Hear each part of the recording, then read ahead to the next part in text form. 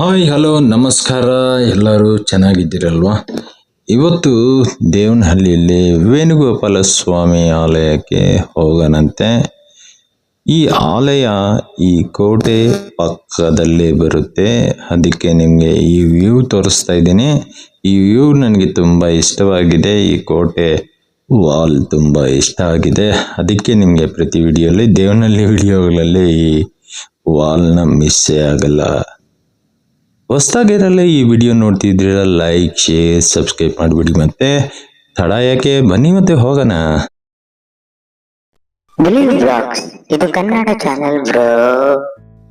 ಈ ಆಲಯಕ್ಕೆ 500 ವರ್ಷದ ಇತಿಹಾಸವಿದೆ. ಈ ಆಲಯಕ್ಕೆ ಈ ಊರಿಗೆ ದೇವನಹಳ್ಳಿ ಅಂತ ಇತ್ತಂತೆ. ಕಾಲಕ್ರಮೇಣ ದೇವನಹಳ್ಳಿ ಆಗಿದೆ. ತುಂಬ ಬ್ಯೂಟಿಫುಲ್ ಆಗಿತ್ತು ಈ ಆಲಯ. 500 ವರ್ಷಗಳ ಹಿಂದೆನೇ ತುಂಬ ಬ್ಯೂಟಿಫುಲ್ ಆಗಿ ಮಾಡಿದ್ದಾರೆ. ಬಟ್ ನಾವು ಹೋಗಿರೋ ಟೈಮಲ್ಲಿ ಸ್ವಾಮೀಜಿ ಯಾರೂ ಇರಲಿಲ್ಲ ಇಲ್ಲಿ. ಆದರೂ ದೇವಸ್ಥಾನ ಓಪನ್ ಇತ್ತು. ಅದಕ್ಕೆ ಬಂದಿದ್ದೀವಿ. ಹೇಗೂ ಒಂದು ಆಚೆಯಿಂದನೇ ಒಂದು ದರ್ಶನ ಮಾಡ್ಕೊಂಡು ನಿಮಗೊಂದು ವಿಡಿಯೋ ತೋರಿಸೋಣ ಅನ್ನೋ ಉದ್ದೇಶದಿಂದ ಈ ವಿಡಿಯೋ ಮಾಡಿದ್ದೀವಿ. ಈ ಆಲಯ ಅಂತೂ ಸಿಕ್ಕಾಪಟ್ಟೆ ಬ್ಯೂಟಿಫುಲ್ ಆಗಿದೆ. ನಾವು ಹೋಗಿರೋ ಟೈಮು 1 ಗಂಟೆ ಟೈಮಲ್ಲಿ ಹೋಗಿದ್ವಿ. ಅದು ಯಾವುದೂ ಆಗದಿರೋ ಟೈಮು. ಬಟ್ ಬೇರೆ ಏನು ಮಾಡ್ಲಿಕ್ಕೆ ಆಗಲ್ಲ. ನಮ್ಮದು ಬೇರೆ ಪ್ರೋಗ್ರಾಮ್ ಅನ್ಎಕ್ಸ್ಪೆಕ್ಟೆಡ್ ಆಗಿ ಇಲ್ಲಿ ಇದಾಯಿತು. ಅದಕ್ಕೆ ಇಲ್ಲಿ ತಡವಾಯಿತು.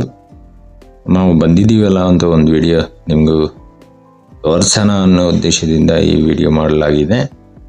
ಎಕ್ಸಲೆಂಟ್ ಪ್ಲೇಸ್ ಇದು. ಬಟ್ ಸ್ವಲ್ಪ ಮುಂಚೆ ಬಂದಿದ್ದೀರಾ, ಸ್ವಾಮೀಜಿಯನ್ನೆಲ್ಲ ಮಾತಾಡಿಸ್ಬೋದಾಗಿತ್ತು.